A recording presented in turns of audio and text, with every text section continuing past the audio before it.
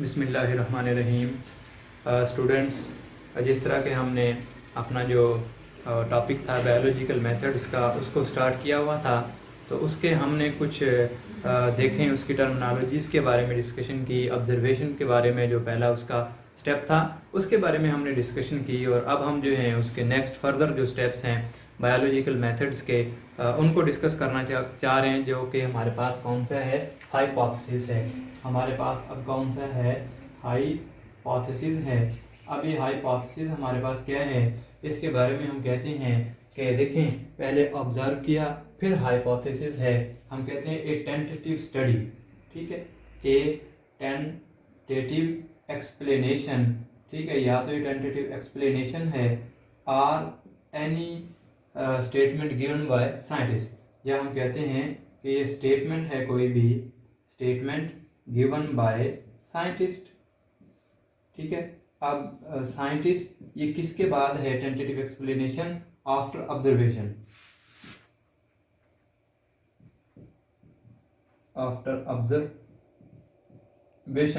जब ऑब्जर्व किया, ऑब्जर्वेशन करने के बाद कोई टेंटेटिव एक्सप्लेनेशन यानी कि उसके बारे में एक कंप्लीट जो है एक्सप्लेन करना या एक कंप्लीट राय देना, या किसी साइंटिस्ट की जो स्टेटमेंट है उसके अबाउट जो उसने ऑब्जर्व किया है, उसको हम कहते हैं हाइपोथेसिस है। हाइपोथेसिस की हम बात करते हैं कि इसकी कुछ क्वालिटीज़ होती हैं, इसकी कुछ क्या हैं, क्वालिटीज़ हैं। क्वालिटीज़ में ये हमारे पास सिंपल होना चाहिए, ठीक है, ये हमारे पास इसके कुछ फैक्ट्स हों, ठीक है, इसको एक्सप्लेनेटरी हो, इसको हम क्या कर सकें, एक्सप्लेनेटरी हो, इसको बच्चे एक्सप्लेन किया जा सके।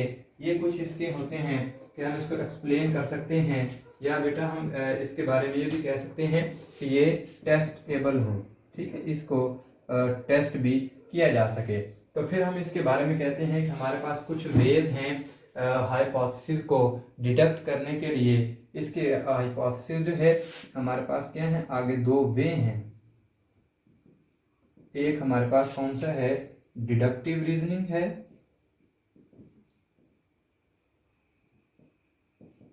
और दूसरा हमारे पास कौन सा है, इंडक्टिव रीजनिंग। एक हमारे पास कौन सा है बच्चे, डिडक्टिव रीजनिंग, और एक हमारे पास कौन सा है, इंडक्टिव रीजनिंग।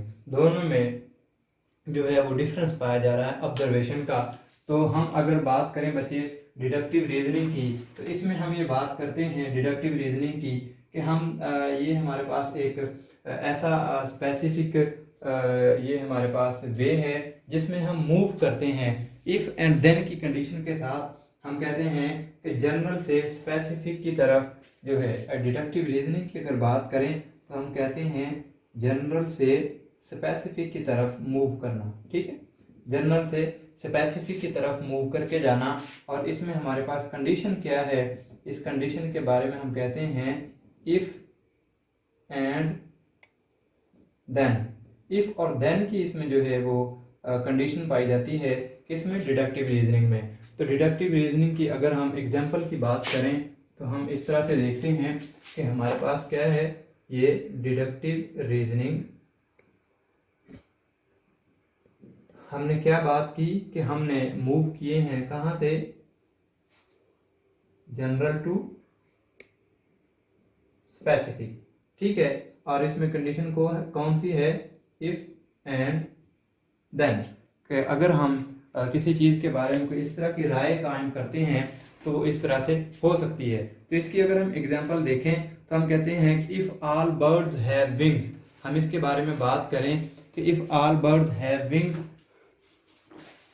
हम बच्चे देख रहे हैं कि इसके बारे में if all birds have wings and sparrow is a bird. First condition इसकी क्या है कि हम कहते हैं हमारे पास, ये देखिए पहली कंडीशन जो है इफ़ एंड देन की, if all birds have wings, ठीक है, ये पहली condition, if all birds have wings and sparrow is a bird, ठीक है। हमारे पास पहली कंडीशन इफ वाली कि if all birds have wings and sparrow is a bird. फिर हम कहते हैं स्पैरो आल्सो हैव विंग, फिर हम कह सकते हैं कि देन, यहाँ पे फिर वो देन वाली कंडीशन आई, then sparrow also have wings, कि स्पैरो जो हैं आल्सो विंग्स, इनमें भी क्या पाए जा रही हैं, विंग्स पाए जा रहे हैं। देखिए हमारे पास इफ एंड देन, जर्नल से हमने बात की if all birds have wings, journal बात है हमारे पास कि हम कहते हैं कि if all birds have wings, जितने भी हमारे पास बर्ड्स हैं उनमें विंग्स पाए जा रहे हैं, इट्स जर्नल कंडीशन। ठीक है, और यहाँ पे कंडीशन पहली कौन सी हुई, एफ वाली कंडीशन भी आ गई। फिर हम कहा कि हमने क्या कहा, and sparrow is a bird.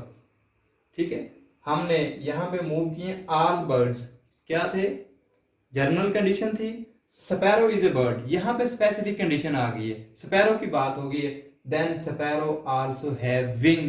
हमने कहा कि अगर बर्ड्स हैं, बर्ड्स में विंग्स पाए जा रहे हैं, तो स्पैरो भी एक बर्ड है, तो इसमें भी फिर विंग्स होंगे।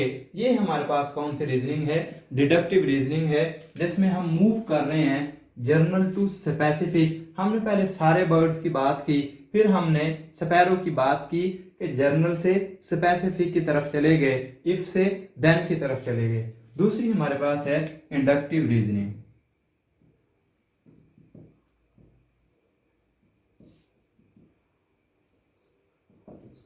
अब इंडक्टिव रीजनिंग बिल्कुल इसके ऑपोजिट है, हम यहाँ पे करेंगे स्पेसिफिक टू जनरल। यहाँ पे हम स्पेसिफिक से जनरल की तरफ जाएंगे, तो इसकी अगर हम एग्जांपल के बारे में देखें तो हम कहते हैं स्पैरो हैव विंग। ठीक है, यहाँ पे हमने स्पेसिफिक से जनरल की तरफ जाना है। हम यहाँ की इसकी एग्जांपल जो है उसको डिस्कस करें तो हम कहते हैं स्पैरो, हम कहते हैं कि स्पैरो हैव विंग्स। देखें ये हमारे पास क्या है, स्पैरो स्पेसिफिक कंडीशन है यहाँ पे। ठीक है, जिस तरह हमने यहाँ बात की स्पेसिफिक टू जनरल, हमने बात की स्पैरो हैव विंग। अब ये हमारे पास एक कंडीशन पूरी हो गई। फिर हम कहते हैं कि आगे अब मजीद हम बात करते हैं कि हाक, ईगल एंड दूसरे जितने भी बर्ड्स हैं आल्सो हैव विंग्स। ठीक है, हमने पहले बात की sparrow have wing and sparrow is a bird. ठीक हो गया, हमने क्या बात की कि स्पैरो में क्या है, विंग्स हैं, और विंग क्या कंडीशन है, बर्ड की कंडीशन है। तो फिर हम कहते हैं कि हमारे पास हाक है, हमारे पास ईगल है, हमारे पास पैरेट हैं, पिजन हैं, सभी में विंग्स हैं, तो सभी बर्ड्स हो सकते हैं। ये कंडीशन यहाँ पे क्या लग रही है, स्पैरो हैव विंग। आगे दूसरी कंडीशन क्या थी कि ऑल बर्ड्स हैव विंग्स। ठीक है, हमने स्पेसिफिक से जनरल, स्पेसिफिक हमने पहले स्पैरो की बात की है कि स्पैरो एक बर्ड है और इसमें विंग पाए जाते हैं। फिर हम ये बात करेंगे कि जितने भी बर्ड्स हैं उन सभी में क्या है, विंग्स पाए जा रहे हैं। तो अब ये था हमारे पास इंडक्टिव रीजनिंग, और दूसरा हमने डिडक्टिव रीजनिंग के बारे में पढ़ा। तो अब हम जो है नेक्स्ट आगे मूव करेंगे, जो हमारे पास एक्सपेरिमेंट, थ्योरी और लॉ है, तो उसके बारे में हम डिस्कशन करते हैं। स्टार्ट कर दिया। एक्सपेरिमेंट्स के बारे में हम जब बात करते हैं तो देखें हमने हाइपोथेसिस की बात कर ली। तो एक्सपेरिमेंट क्या है, हम कहते हैं एक्सपेरिमेंट है, या हम इसको बच्चे टेस्टिंग भी कह सकते हैं। हम कहते हैं कि यहाँ पे हमने अब सब्जेक्ट हमारा क्या है, यहाँ पे सब्जेक्ट हमारा क्या है, टेस्टिंग है। तो हम कहते हैं testing again and again, testing again and again, इसको जो हमारा हाइपोथेसिस था। ठीक है बच्चे, जो हाइपोथेसिस था हमारे पास इंडक्टिव या डिडक्टिव, जिस रीजनिंग से भी वो आया, उस हाइपोथेसिस को अब बार बार टेस्ट किया जाए, इस टेस्टिंग को हम कह रहे हैं हमारे पास क्या है, एक्सपेरिमेंट है। तो एक्सपेरिमेंट हम किस तरह से करते हैं कि हम इसके मुख्तलिफ मेथड्स हैं, जिस तरह के हमने इसको कंपेयर में कर लेते हैं कि हम इसके ग्रुप्स बना लेते हैं। एक हमारे पास कंट्रोल ग्रुप होगा, दूसरा हमारे पास कौन सा है, हम कहते हैं एक्सपेरिमेंटल ग्रुप है। ठीक है, एक हमारे पास कंट्रोल ग्रुप है, एक हमारे पास एक्सपेरिमेंटल ग्रुप है। लाइक अगर हम फिशेस के कंपेयर करवा लें, उनकी फिशेस को कंपेयर करवा लें, उनकी ग्रोथ पे, उनकी इम्यूनिटी पे, उनका फीड इफेक्ट देखने के लिए, तो हम क्या करते हैं कि हमने एक कंट्रोल ग्रुप बनाया जिसको हम वही फीड देते हैं जो नॉर्मल फिशेस को हमने दी, और दूसरा एक्सपेरिमेंटल ग्रुप बनाया, इसमें हमने जो हमारी डाइट है, जिसको हमने, हमारा जो हाइपोथेसिस था कि हमारी इम्यूनिटी जो है वो इससे इंक्रीज करेगी या डिक्रीज करेगी, उसको जज आउट करने के लिए, चेक आउट करने के लिए हमने अपनी जो बनाई थी फूड वो एक्सपेरिमेंटल ग्रुप को दी जाती है ताकि हम उसे बार बार चेक कर सकें। और जब बार बार एक्सपेरिमेंट को, अब नेक्स्ट हमारे पास स्टेप कौन सा है, थ्योरी है, ठीक है। नेक्स्ट हमारा स्टेप कौन सा है, थ्योरी है। तो हम कहते हैं कि हमने बार बार एक जो हाइपोथेसिस था उसको एक्सपेरिमेंट की चेन से गुजारा और कहीं पे भी हम इसमें फेल नहीं हुए, हमारे रिजल्ट जो थे वो सेम आ रहे हैं, पॉजिटिव रिजल्ट आ रहे हैं, ठीक है। तो फिर हम ये कहते हैं कि अब वो हमारे पास एक क्या है, थ्योरी की शक्ल जो है वो इख्तियार कर गया है। तो हम कहते हैं कि हम जब बार बार टेस्टिंग जो है वो कर रहे हैं तो इसके बाद हमारे पास क्या है, पेशेंट गोई या प्रिडिक्ट कर दी जाती है। अब इन दोनों से मतलब हमने जब एक्सपेरिमेंट कर लिया फिर हमारी नेक्स्ट प्रिडिक्शन है, पेशेंट गोई है कि अब हमारे पास क्या है, थ्योरी है। थ्योरी को हम कहते हैं हमारे पास क्या है, प्रिडिक्शन है, ठीक है। प्रिडिक्शन है, पेश गोई है कि हमारा ये जो रिजल्ट आ रहा है ये इस तरह का रिजल्ट आ रहा है, तो इसकी प्रिडिक्शन हम ये करते हैं जो बाद में एक थ्योरी की शक्ल इख्तियार कर लेता है। तो फिर हम ये बात करते हैं कि हमारे पास जब इसको बार बार आफ्टर टेस्टिंग, ठीक है, बार बार टेस्ट से गुजारा गया तो फिर हमारे पास जब वो सेम रिजल्ट आते गए, हमने इसको कह दिया थ्योरी है। थ्योरी हमारे पास दो किस्म की होती है, एक गुड थ्योरी है, जो गुड थ्योरी वो एक्सप्लेनेटरी होती है और उसके साथ प्रिडिक्टिव होगी, और दूसरी प्रोडक्टिव थ्योरी है, ठीक है, जिसमें हम कहते हैं कि जो प्रोडक्टिव हमारे पास यहाँ पे अगर बात की जाए गुड थ्योरी, अब इसकी गुड थ्योरी कौन सी होती है, जो एक तो प्रिडिक्टिव हो दूसरी एक्सप्लेनेटरी हो। प्रिडिक्टिव एंड एक्सप्लेनेटरी हमारे पास अगर है तो ये हमारी कौन सी है, इसको हम कह रहे हैं ये हमारे पास गुड थ्योरी है, ठीक है। अब हमने देखा हाइपोथेसिस था, एक्सपेरिमेंट किए गए, फिर हमने थ्योरी की फॉर्म में आ गई। अब नेक्स्ट जो हमारा स्टेप है हम कहते हैं ये क्या है, लॉ।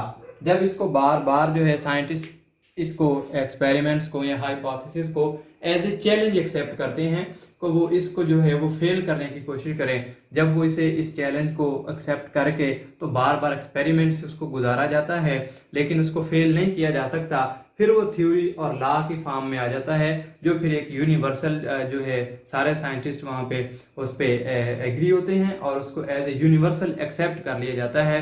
वो जो हमारा लॉ है या हमारी जो थ्योरी है, ठीक है, इसको एज ए बेटा उसके ले लिया जाता है कि हमारे पास क्या है, सेम रिजल्ट्स, ठीक है।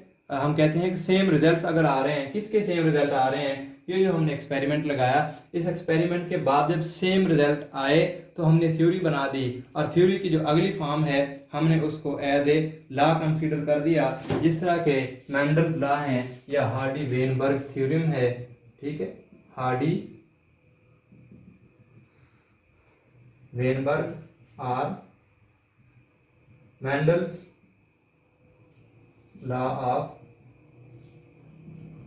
इनहेरिटेंस। तो ये था हमारे पास बायोलॉजिकल मेथड्स, जिसमें हमने डिफरेंट स्टेप्स को डिस्कस किया है, जो कि हमारे पास हाइपोथेसिस, सबसे पहले ऑब्जर्वेशन था, कलेक्शन डाटा या ऑब्जर्व करना, फिर हाइपोथेसिस था, हाइपोथेसिस को एज ए चैलेंज लिया गया, एक्सपेरिमेंट किए गए, और फिर हम जब एक्सपेरिमेंट को हमने बार बार प्रूव किया वो थ्योरी और लॉ की फॉर्म में आ गई। ये था बच्चे हमारा biological methods. Thank you very much.